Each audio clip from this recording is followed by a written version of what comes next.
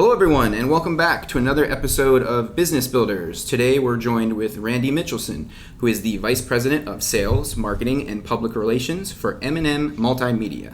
They are a Fort Myers digital marketing company specializing in video production, SEO, and website design. Randy, welcome to the show. Thanks, Charlie. Before we get started, why don't you give the listeners a little backstory about yourself and what you do? So I'm Randy Mitchelson, as you mentioned. I'm originally from upstate New York. I migrated to Florida about 20 or so years ago. I started my career in corporate banking and consumer finance. So through a series of corporate relocations, I had the fortune of getting to Florida early in my career, and originally was in Orlando for a couple of years with a bank, and then Bank of America actually relocated me to Southwest Florida in 2003. After I left the consumer finance world, I got into digital marketing, which was a new thing back in the early 2000s, and had my own lead generation agency with some friends from college for a number of years. Eventually migrated into working with a startup local company in Bonita Springs for several years, which then led me to be with M&M Multimedia at this time. And I love what I do. I love coaching small businesses, helping small businesses be informed about facts to help them make decisions based on fact, not emotion, to help them protect their precious marketing dollars. Awesome. So banking to digital marketing, that's a big change. Was it a passion that you had, or was it just you were at the right place at the right time? Maybe a combination of both. I when I got into digital marketing, I was actually doing digital marketing in the consumer finance space. So from an industry perspective, I was still working with loan applications and similar activities, just more in the digital space versus at a bank branch or at a mortgage company. So there was a natural fit there. I actually started writing a personal finance blog at that time. I wrote over 1,000 articles called the Daily Dollar Newsletter. So I was still leveraging my passion for personal finance and educating people about managing their money, but at the same time learning this whole world of digital marketing and website management and search engine optimization, lead generation. Yeah. So doing content marketing before it was hot, basically in the early 2000s, right? Yes, it was a very different world back then. Yeah, absolutely. Well, it's a good leeway into our topic. Today our topic's all about Google, but more specifically a term that most of our listeners have probably heard about before, search engine optimization. So Randy, for those that might be a little bit unfamiliar with search engine optimization, or SEO for short, could you describe it to them as simple as possible, maybe in like one or two sentences? Absolutely, and I don't mind sharing with the audience that I cheated when I prepared for this definition, and guess what I did? I went straight to Google. Why not go straight to the horse's mouth? And Google has actually a really good way of expressing what SEO is. And it's described as a process of optimizing your website in order to make it easier to be found on the search engine. So I think that's as simple as you can put it. There's many things that go into optimizing a website. That's why we're here today, to talk about some of those things. But in a nutshell, it's just about making your website easier to be found on search engines, whether that's on the Google map or on the Google search results itself, or in other areas of the internet. Right. So for those who might be living under a rock, Google is the world's #1 search engine by far. It's not even close. So talk about the importance of why businesses need to appear not only early in Google, but correctly on Google. Sure. Google, whether you like them or hate them, it's where people go to get information in this day and age. There are plenty of statistics that you can research that show that people's purchasing behaviors start on Google with a search, and that people will research as many as 24 websites before they even pick up a phone or fill out a form to get more information from a provider. So how do you get those phone calls and those form fills? one way is through having an effective search engine optimization campaign running for your website, so that for your business, so that you can be in the hunt, if you will, for those searchers that are out there. There are literally billions of searches happening per day, and you want your business to be found. Whether someone's looking for a birthday cake or to get a car repair done. Yeah, Google says that they get about 3.5 billion searches a day.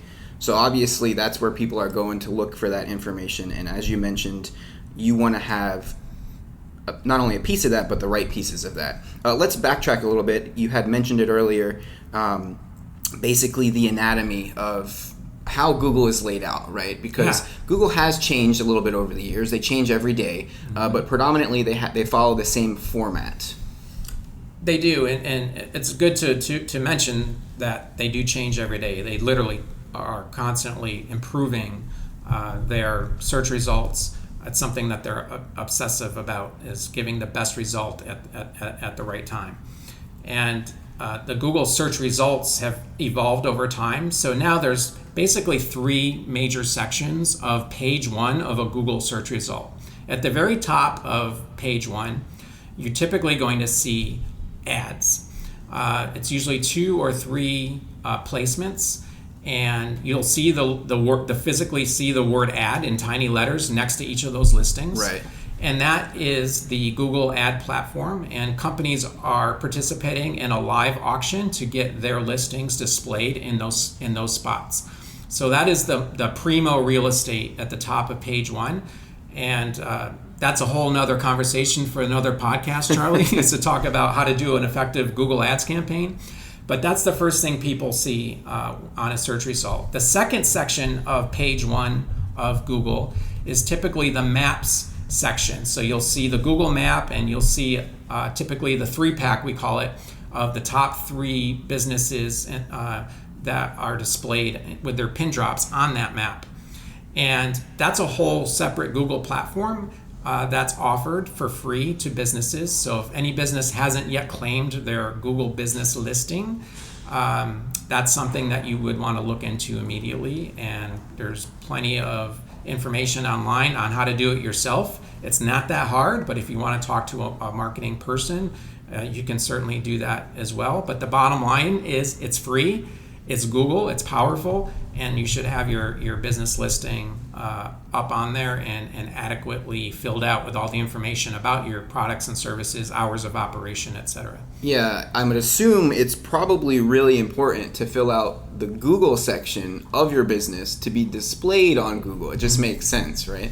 Absolutely. And again, I always get asked about, what can we do for free? And this is always going to be number 1 on the list, is make sure that you have your Google business listing robustly filled out. You can put so much information about your products and services within that listing.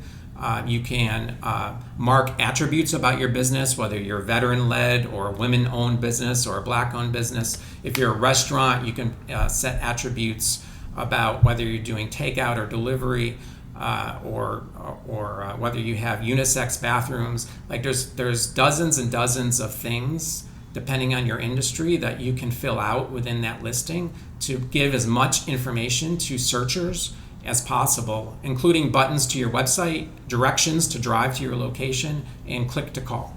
Yeah, and correct me if I'm wrong, they do a really good job of staying relevant. They had a lot of COVID information added to that section as well. That's a recent development where there's a field where you can enter COVID-related information about your business, whether you have specific rules that you want to share with your audience, or if you have special hours now because of the pandemic, you can adjust your hours. It'll even let you adjust for holiday hours. So Google will send you a prompt saying, hey, Christmas is coming up. What are your hours around Christmas? Do you have abbreviated hours that week or on Christmas Eve? And you can go in and you can mark those hours specifically for those days, so that, God forbid, you disappoint a customer because they drove to your location thinking you were open, right, but you really let everybody go home early that day. Yeah.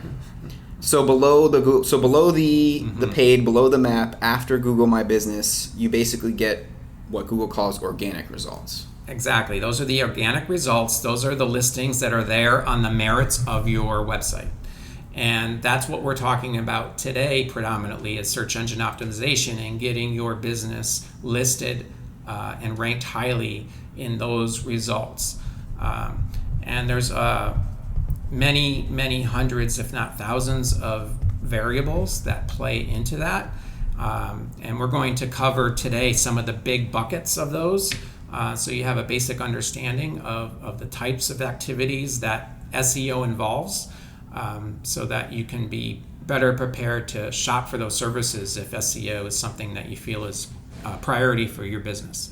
Now, correct me if I'm wrong, those results change pretty much every day, every minute, every hour. There's always some type of calculation going into that. And there's not one result for, there's a different result for different people. So Google is reading lots of information in real time to provide you a result. So even you and I sitting right here at this table, Charlie, if we Google the exact same thing, we might get a different result, because Google will be reading your search history and my search history, and it might adjust the search result based on our search history. So there's search history plays into it. You know, the particular cell tower that your signal's beaming off of plays into it for local search. So if you're looking for a coffee shop nearby you, Google wants to make sure it's providing you the closest ones and not one that's 40 miles away in or up in Sarasota or something. Right, yeah. So there's lots of variables that go into a search result, and you can't expect the same search result for the same person every time. So what we look at is average rankings. You know, on average, you rank on page 1 or page 2 or whatever for a particular keyword that someone might be searching on. So obviously, getting as close to the top as possible is going to be important for businesses. Now, think about this. I'm guilty of this. How many times do you search for something on Google? You're going to click on like the first 2 or 3 that you see. Chances are you're not going to make your way to page 2 to page 3, because by then, you know, you've hopefully found what you're looking for already. It's rare. I think the latest statistics will show that more than 90% of searchers are using a page 1 result. But you know, some people are more thorough and they want to do some more digging, so they might go to page 2 or page 3. It's not that there isn't traffic there; it's just that there's significantly less traffic. So you know, the holy grail of getting on page 1 of Google is really powerful in terms of boosting your website traffic. And again, there's so many variables that play into that we can talk about, and hopefully arm our listeners with some knowledge to help them be just enough to be dangerous with shopping around for these services and knowing the things to look for. So what would be a good start for a business to hopefully get closer to that holy grail of being page 1? So any SEO campaign has to start with the website itself. There are attributes about your website that affect your Google ranking. For example, what I call website health. There's many things that go into the health of your website, such as the speed of your website. How fast does it load? With the predominance of people using mobile devices now for search, getting websites to load quickly, because as we know, people have very short attention spans, and they don't want to wait for something to load. So speed is an important measurement. Websites over time, it's a lot like a performance vehicle. It needs maintenance. You need to get the oil changed. You need to inflate your tires. You need to change an air filter. And it's the same thing on a website. There are maintenance related items that have to happen on a regular basis. And if they don't happen, it can give rise to potential errors on your website, broken links, things of that nature. So we're always looking for those types of fixes. Another area that's very common in the website building world that gets overlooked is this concept of tagging images. So when Google visits your website and crawls it, it does not understand the concept of an image. So if there's a picture of a kitten on your website, it doesn't know that unless there's code behind the scenes on your website that says this is a picture of a kitten. And a lot of times when websites are built, the opportunity to go in and meticulously tag and describe every image on a website is skipped. And so that's another area that can affect your search results. If you have a lot of images on your site that, and they're not properly tagged, then you're missing a big opportunity to get found. Yeah, and correct me if I'm wrong, doesn't the size of the image also play a factor, going back to kind of speed of the website as well? Yeah, we have these great camera phones these days that take beautiful photography, high resolution, and those images are really big. The file sizes are very large, and if you just take that exact file and plop it on your website, it's going to bog down the load speed of your website.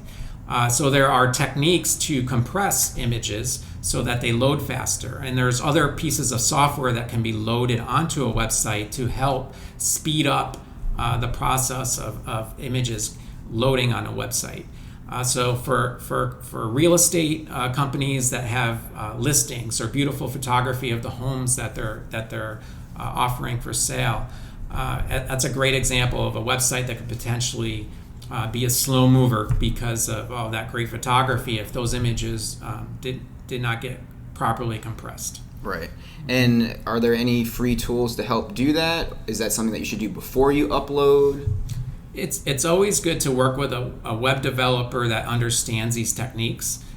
Just like anything else in life, not all web developers are created equal. There's same with doctors, lawyers, teachers. So you just these are questions that you want to ask when you're in the process of hiring a company to build a website or even take over management of an existing website.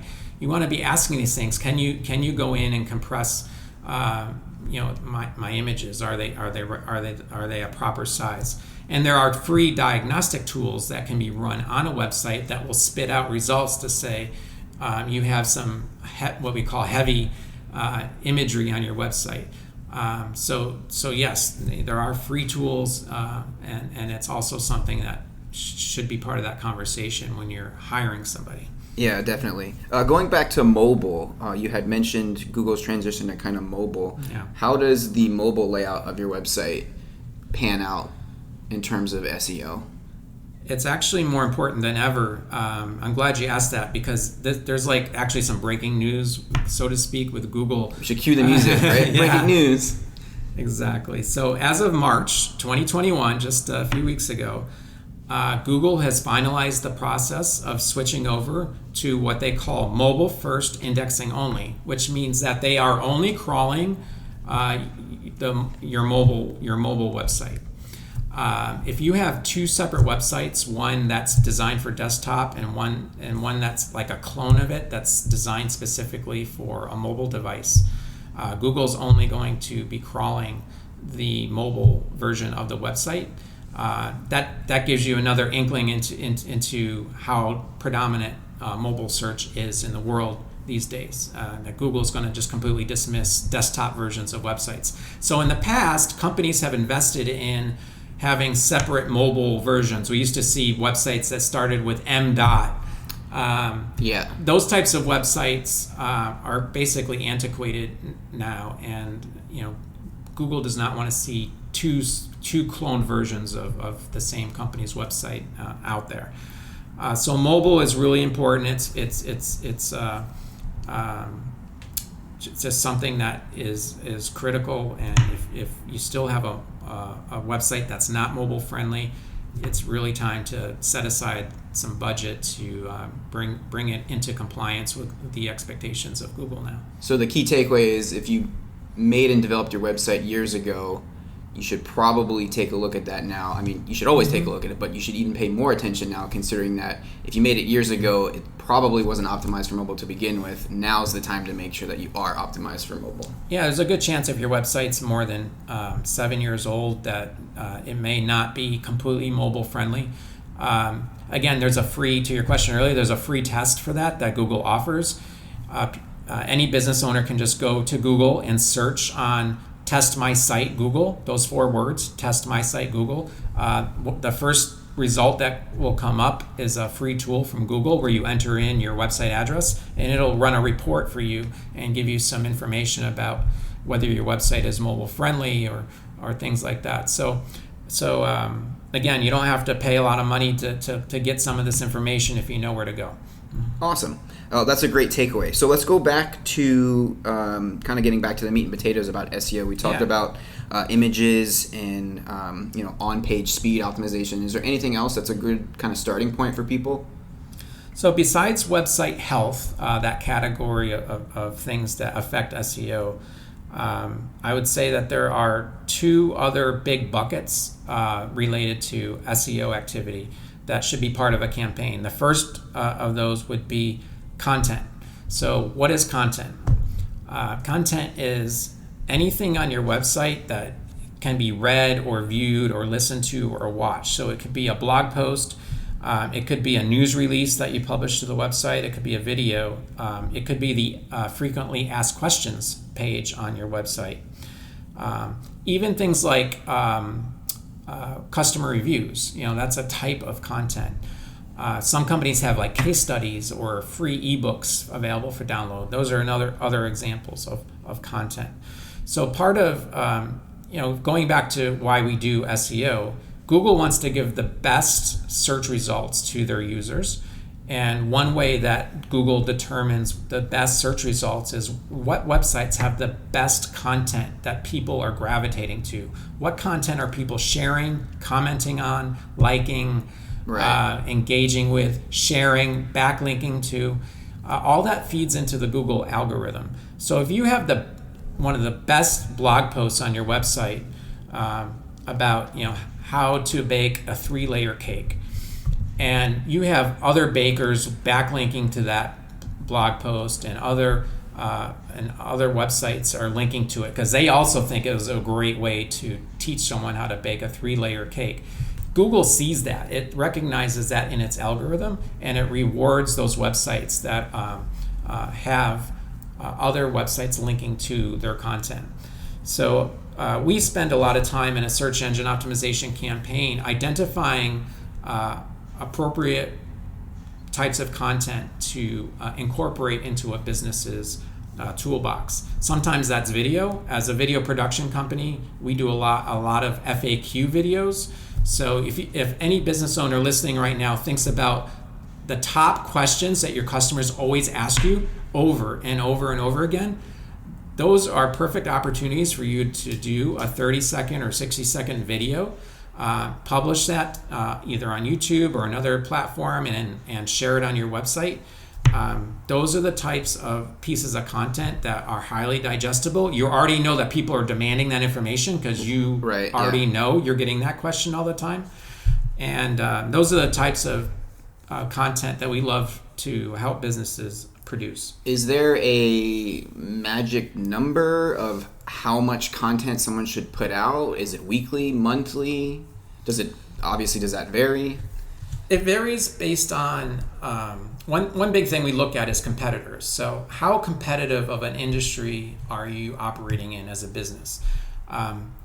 If you think about the home services companies in Southwest Florida, it's a very competitive environment for the air conditioning companies, the plumbers, the electricians. So in a highly competitive environment where you have other companies that are also investing dollars in search engine optimization, in those scenarios, it would make more sense to be more aggressive about developing content. Other industries where there's less competition, you might be able to do less content development, still do it on a regular basis, but just in less volume, and then allocate campaign dollars to other areas of SEO, maybe getting more backlinks done or in other ways. So we kind of make those decisions based on the conditions in which the particular business finds itself. Right. So paying close attention to your competition then is a good way to determine if you're doing enough, should I do more, things of that nature. Yeah, one of the things you're paying for when you hire a company to do an SEO campaign is the really sophisticated software that those companies are using to help track competitors, not just your website, but you can give names of competitors that you feel like you're constantly bumping up against. We can track their performance what keywords are they ranking for? Where are you behind them? Where are you ahead of them? We can see the change over time in those rankings. And so monitoring competitors is a key component to an effective SEO campaign, and really helps allocate dollars more effectively, because I have seen situations where one particular company is so dominant with a particular keyword that I will advise my client to not chase that particular keyword because it's going to consume so much of their budget. Instead, we identify other keywords that are still good, where we can get a bigger bang for our buck in a quicker amount of time. Yeah, that's a good insight. I mean, it makes sense if they're dominating the market, why waste all those resources when there's a lot of other fruit hanging from the tree, if you will. Exactly, because keywords, there's literally hundreds, if not thousands, of variations of them that you can research and chase after in terms of getting ranked for. Is there another takeaway that you want to talk about? Well, in terms of that third big bucket of SEO, it's backlinking. So we mentioned it a moment ago, but it's really effective for companies to find ways to have other websites linking to their website.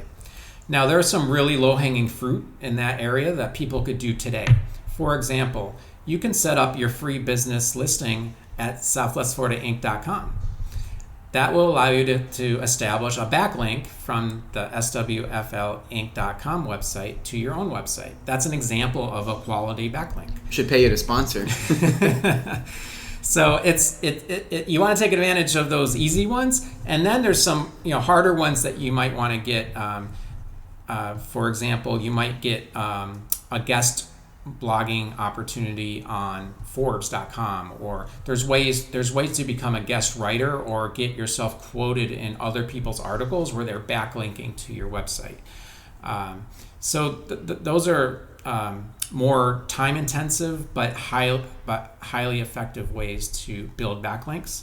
Now, back in the day when we were starting digital marketing in the early 2000s, there used to be this concept of link farms. And a link farm was a website that had thousands of links on it, and they were all designed to just backlink to other people's websites, because people were trying to trick the Google algorithm to think that these websites had all of these backlinks.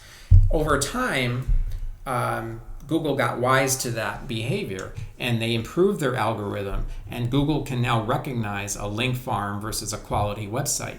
So unfortunately, I still see websites to this day that are doing some of those old school habits of trying to trick the Google algorithm, such as link farms or what we call keyword stuffing too. If you ever see a website that has like 50 keywords all at the bottom of the screen, yeah, that's an old school tactic that used to it did work back in the day. But Google is wise to that. Google actually has on their own website, they've published rules of engagement for search engine optimization, and they're very explicit about not doing that. So those types of what we call gray hat, black hat, gray hat activities that are no longer acceptable in the eyes of Google. If you have that situation, you're on an older website where it was built like that, that's another red flag for you that it might be time to upgrade and refresh. Yeah. So what are some ways that people can actually measure their SEO progress? So believe it or not, measuring is really impactful and effective with SEO. SEO is kind of a nebulous topic to talk about, but fortunately there's great software tools that allow us to measure. The first thing I just want to have a disclaimer up front is when you do an SEO campaign, you have to have a lot of intestinal fortitude, because you will not have any instant gratification in terms of results. When you start a campaign, your phone is not going to start ringing. You're not going to start getting fresh leads right away. It's an investment over time. Just like building your personal credit score. You cannot repair a bad credit score in a week or a month or 3 months or 6 months. It takes 2 years. And not every business has the staying power to withstand investing in SEO over that period of time. The good news is SEO works. So if you stick to it, it will work. Measuring it comes in different shapes and sizes. One way that we measure SEO is how many times is your website coming up in a search result. We call that an impression. So it doesn't mean they clicked on your website, but you had the opportunity to be clicked on. So we try to first grow impressions. We increase the volume of time that your website or one of your web pages is coming up in a search result. In theory, as you increase your impressions, by default, you should be increasing the number of clicks that go to your website. But impressions is really the key measurement there. Sometimes businesses focus too much on the clicks and the leads, but if as long as we see the impressions are growing, we know that the SEO activities are working. Another way that we look at SEO from a measurement standpoint is we can see the growth in traffic over time. Traffic has value. If you think about Google Ads, you're paying for people to come to your website. If they click on your ad, you're paying Google to send them to your website. So there's a cost there. It might be $20 a click or $40 a click or $5 a click. It just depends on the industry and what's going on at that time.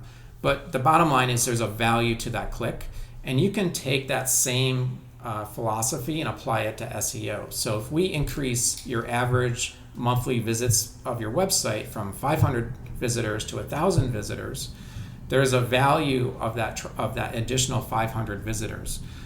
So there's a way to reverse engineer a return on investment of an SEO campaign by looking at growth in traffic. What is the value of that traffic if you were going to go buy it through the Google Ads platform? And how does that compare to the expense that you incurred for doing the SEO campaign? And you should, over time, have a positive ROI so that you know that your investment is paying dividends.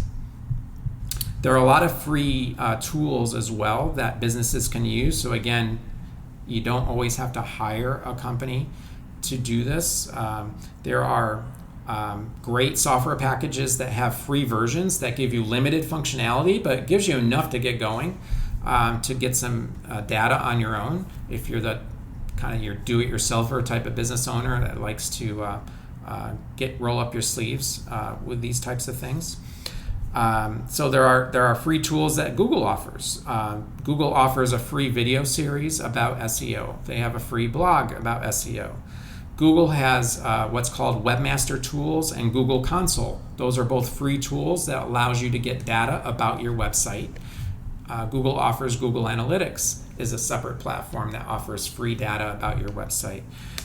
Google offers a free tool to get speed and performance metrics about your website. So you can get this data and use it in your business to inform you about how you're doing in terms of your website performance. And then if it becomes too overwhelming or too much, then it might be time to get a consultation with a professional company that does SEO campaigns regularly. Right. And by the way, has the paid versions of these software tools so they can get you even more data and more granularity. Yeah, absolutely. Is there anything else that you kind of want to leave as a takeaway to our listeners about SEO? I think that, in terms of shopping around for SEO services, I always like to help people be better shoppers and know what to look for, know what kind of red flags to look for. If you ever see an advertisement, or if you're in a telephone consultation with a company offering SEO and they're using words like guaranteed, or they have a secret trick, or they can get you a quick result, those are red flags. Those you can't do those things in an SEO campaign. No one can guarantee you anything. You don't own Google and you don't own their algorithm, so you have no control over what Google does with their algorithm. You don't have any control over what your competitors are doing with their SEO. So no one can guarantee any type of result because they don't have control over what's happening with these other parties that are impacting the search results. And I think that it's important to look at customer reviews for marketing companies that offer SEO, read their customer testimonials online, see if they have any case studies of success stories with SEO campaigns that they've run. Another area that is important to understand before you hire a company is understand how often they're going to meet with you. What kind of reports? Ask them for a sample report, what a report will look like that you can expect from them, because you want to ensure that there's going to be full transparency, and then they're not off doing some nebulous activities. You want to hold them accountable for the work that they're supposed to be doing. And I'll leave you with one real story of one of my clients to put a kind of an exclamation point on this. It's a property management company, and they're predominantly in Miami, but they do have properties in Collier County as well. And they were paying an SEO company to help get ranked for property management services. And as the months elapsed, the business owner was not feeling that they were getting any results. So they would call the company up and say, "What's going on? My phone's not ringing. I don't see any activity." Within a matter of hours, and over the course of the next few days, he would suddenly start getting phone calls, and everything would be fine. It's like, oh, they flipped the switch, they did something, right? And this was a pattern that happened a few times. So as I'm listening to this story from him, I'm like, wow, that doesn't sound right. You can't just flip a switch when you're doing SEO and make the phone ring. So I did some quick research, and lo and behold, what did I find? They were running Google ads without telling him, and they were turning the ads on to get the quick phone calls. And then after a little bit of time, they'd turn them off and wait for him to call and complain again. And that's how he was getting his leads. It had nothing to do with the actual SEO work that they were supposedly doing. So these are the types of shenanigans that unfortunately can go on out there, and that's why I'm like so obsessive about educating and coaching small businesses about asking the right questions and helping them protect those precious marketing dollars. Awesome. Well, thank you so much, Randy, for being here and sharing your knowledge. Hopefully we've helped educate our listeners a little bit more about Google, and not only how it works, but the importance of making sure they're appearing correctly on Google. If our listeners have any more questions, maybe about SEO or any other digital marketing topics, what are some ways that they can get in touch with you? Absolutely, and thanks for having me and M&M Multimedia here today, Charlie. We want to offer the listeners a complimentary website audit, which is kind of the first stage of an SEO campaign. And the listeners can go to our website at mnmmultimedia.com, and if they just go to free-SEO-audit after the .com, they'll be able to initiate that request, or they can just call us at 239-234-1734, and we'll be happy to help them with anything related to their website or to answer questions about potentially doing a search engine optimization campaign. Awesome, and we'll definitely make sure to include that link in all of the descriptions, so if you're listening, definitely check that out. Randy, thank you so much. My pleasure. If you enjoyed listening to this episode, make sure to click that subscribe button so you never miss another show. Join other professionals looking to grow their business with Southwest Florida Inc. at SWFLinc.com and sign up for a free membership today. Thanks so much for listening to Business Builders. We'll see you next time.